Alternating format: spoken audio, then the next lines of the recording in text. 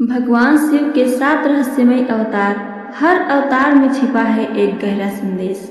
आइए जानते हैं इसके बारे में विस्तार से। शिव महापुराण के अनुसार भगवान शिव ने कई रूपों में अवतार लेकर इस सृष्टि की रक्षा की। इस वीडियो में हम जानेंगे महादेव के 7 प्रमुख अवतार, जो न सिर्फ दैवी शक्तियों से भरपूर है, बल्कि जिसमें जीवन के गहरे रहस्य भी छिपे हुए हैं। तो आइए शुरू करते हैं यह अलौकिक यात्रा देवों के देव महादेव के उन 7 दिव्य रूपों की ओर। कुंद इंदु समदेह उमा रमन करुणा अयन, जाहि दीन पर नेह करऊ कृपा मर्दन मयन। जिनका कुंद के पुष्प और चंद्रमा के समान गौर शरीर है, जो पार्वती जी के प्रियतम और दया के धाम है, और जिनका तीनों पर स्नेह है, वे कामदेव का मर्दन करने वाले शंकर जी मुझ पर कृपा करें। सुप्रसिद्ध शिव महापुराण में देवों के देव महादेव शिव के अनेक अवतारों का वर्णन किया गया है। इस धर्म ग्रंथ के अनुसार भगवान शिव ने 19 अवतार लिए थे। प्रस्तुत लेख में हम आपको भूत भावन भोलेनाथ के प्रमुख 7 अवतारों की कथा बताएंगे। वीरभद्र अवतार। भगवान शिव का यह अवतार तब हुआ था जब दक्ष द्वारा आयोजित यज्ञ में माता सती ने अपनी देह का त्याग किया था। जब भगवान शिव को यह ज्ञात हुआ तो उन्होंने क्रोध में अपने सिर से एक जटा उखाड़ी और उसे रोषपूर्वक पर्वत के ऊपर पटक दिया। उस जटा के पूर्व भाग से महाभयंकर वीरभद्र प्रकट हुए। शिव के इस अवतार ने दक्ष के यज्ञ का विध्वंस कर दिया और दक्ष का सिर काटकर उसे मृत्यु दंड दिया था। पिप्पलाद अवतार। मानव जीवन में भगवान शिव के पिप्पलाद अवतार का बड़ा महत्व है। शनि पीड़ा का निवारण पिप्पलाद की कृपा से ही संभव हो सका। कथा है कि पिप्पलाद ने देवताओं से पूछा, क्या कारण है कि मेरे पिता दधीचि जन्म से पूर्व ही मुझे छोड़कर चले गए। देवताओं ने बताया, शनि ग्रह की दृष्टि के कारण ही ऐसा कुयोग बना। पिप्पलाद यह सुनकर बड़े क्रोधित हुए। उन्होंने शनि को नक्षत्र मंडल से गिरने का श्राप दे दिया। श्राप के प्रभाव से शनि उसी समय आकाश से गिरने लगे। देवताओं की प्रार्थना का पिप्पलाद ने शनि को इस बात पर क्षमा किया कि शनि जन्म से लेकर 16 साल तक की आयु तक किसी को कष्ट नहीं देंगे। तभी से पिप्पलाद का स्मरण करने मात्र से शनि की पीड़ा दूर हो जाती है। शिव महापुराण के अनुसार स्वयं ब्रह्मा ने ही शिव के इस अवतार का नामकरण किया था। पिप्पलादेहि तन्नाम चक्रे ब्रह्मा प्रसन्नधि, अर्थात ब्रह्मा ने प्रसन्न होकर सुवर्चा के पुत्र का नाम पिप्पलाद रखा था। नंदी अवतार। भगवान शंकर सभी जीवों का प्रतिनिधित्व करते हैं। भगवान शंकर का नंदीश्वर अवतार भी इसी बात का अनुसरण करते हुए सभी जीवों से प्रेम का संदेश देता है। नंदी यानी बैल कर्म का प्रतीक है, जिसका अर्थ है कर्म ही जीवन का मूल मंत्र है। इस अवतार की कथा कुछ इस प्रकार है। शिलाद मुनि ब्रह्मचारी थे। वंश समाप्त होता देख उनके पितरों ने शिलाद से संतान उत्पन्न करने को कहा। शिलाद ने आयोनिज और मृत्युहीन संतान की कामना से भगवान शिव की तपस्या की। तब भगवान शंकर ने स्वयं शिलाद के यहाँ पुत्र रूप में जन्म लेने का वरदान दिया।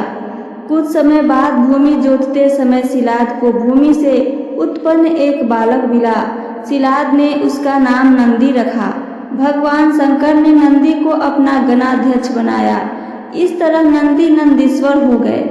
मरुतों की पुत्री सुयसा के साथ नंदी का विवाह हुआ। भैरव अवतार। शिव महापुराण में भैरव को परमात्मा शंकर का पूर्ण रूप बताया गया है। एक बार भगवान शंकर की माया से प्रभावित होकर ब्रह्मा व विष्णु स्वयं को श्रेष्ठ मानने लगे। तब वहाँ तेज पुंज के मध्य एक पुरुषाकृति दिखलाई पड़ी। उन्हें देखकर ब्रह्मा जी ने कहा, चंद्रशेखर तुम मेरे पुत्र हो, अतः मेरी शरण में आओ। ब्रह्मा की ऐसी बात सुनकर भगवान शंकर को क्रोध आ गया। उन्होंने उस पुरुषाकृति से कहा, काल की भांति शोभित होने के कारण आप साक्षात कालराज हैं। भीषण होने से भैरव हैं। भगवान शंकर से इन वरों को प्राप्त कर काल भैरव ने अपनी अंगुली के नाखून से ब्रह्मा के 5वें सिर को काट दिया। ब्रह्मा का 5वां सिर काटने के कारण भैरव ब्रह्म हत्या के पाप से दोषी हो गए। काशी में भैरव को ब्रह्म हत्या के पाप से मुक्ति मिली।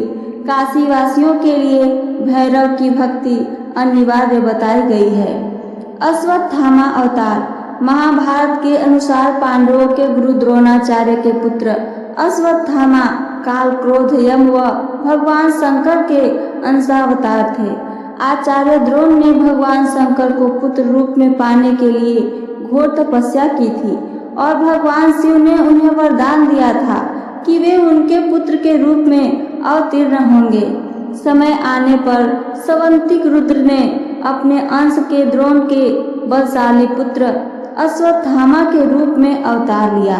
ऐसी मान्यता है कि अश्वत्थामा अमर हैं तथा वह आज भी धरती पर ही निवास करते हैं। शिव महापुराण शतरुद्र संहिता 37 के अनुसार अश्वत्थामा आज भी जीवित हैं और वे गंगा के किनारे निवास करते हैं, किंतु उनका निवास कहाँ है यह नहीं बताया गया है।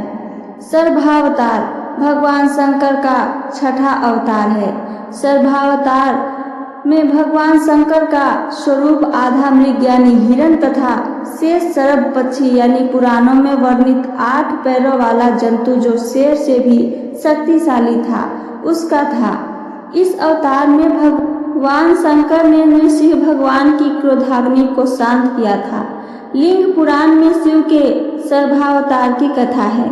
उसके अनुसार हिरण्यकशिपु का वध करने के लिए भगवान विष्णु ने नृसिंहावतार लिया था। हिरण्यकशिपु के वध के पश्चात भी जब भगवान नृसिंह का क्रोध शांत नहीं हुआ तो देवता शिव जी के पास पहुँचे। तब भगवान शिव ने सर्भावतार लिया और वे इसी रूप में भगवान नृसिंह के पास पहुँचे तथा उनकी स्तुति की, लेकिन नृसिंह की क्रोधाग्नि शांत नहीं हुई। यह देखकर सर्प रूपी भगवान शिव अपनी पूंछ में नृसिंह को लपेट कर ले उड़े। तब कहीं जाकर भगवान नृसिंह की क्रोधाग्नि शांत हुई। उन्होंने सर्भावतार से क्षमा याचना कर अति विनम्र भाव से उनकी स्तुति की। गृहपति अवतार भगवान शंकर का 7वां अवतार है गृहपति। इसकी कथा कुछ इस प्रकार है। नर्मदा के तट पर धर्मपुर नाम का एक नगर था। वहाँ विश्वानर नाम के एक मुनि तथा उनकी पत्नी सुचिस्मति रहती थी। सुचिस्मति ने बहुत काल तक निसंतान रहने पर एक दिन अपने पति से शिव के समान पुत्र प्राप्ति की इच्छा की। पत्नी की अभिलाषा पूरी करने के लिए मुनि विश्वनाथ काशी आ गए। यहाँ उन्होंने घोर तप द्वारा भगवान शिव के वीरेश लिंग की आराधना की। एक दिन मुनि को वीरेश लिंग के मध्य एक बालक दिखाई दिया। मुनि ने बाल रूपी धारी शिव की पूजा की। उनकी पूजा से प्रसन्न होकर भगवान शंकर ने सुचिस्मति के गर्भ से अवतार लेने का वरदान दिया। कालांतर में सुचिस्मति गर्भवती हुई और भगवान शंकर सुचिस्मति के गर्भ से पुत्र रूप में प्रकट हुए। कहते हैं पितामह ब्रह्मा ने ही उस बालक का नाम गृहपति रखा था। इन 7 अवतारों की कथा यह दर्शाती है कि भगवान शिव सिर्फ विनाश के देवता नहीं, वे रक्षक भी हैं, मार्गदर्शन भी है और करुणा का महासागर भी हैं। वीरभद्र से लेकर गृहपति तक हर अवतार हमें एक नई सीख देता है कि सत्य, श्रद्धा और तपस्या से कोई भी असंभव कार्य संभव बना सकते हैं। अगर आपको यह वीडियो ज्ञानवर्धक और भावनात्मक लगा हो तो कृपया इसे लाइक करें, कमेंट करें और शेयर करना ना भूलें। और ऐसे ही दिव्य और आध्यात्मिक ज्ञान के लिए मेरे चैनल डिवोशनल नॉलेज से जुड़े रहें। तो ये थी मेरी आज की कथा। सुनने के लिए धन्यवाद। हर हर महादेव।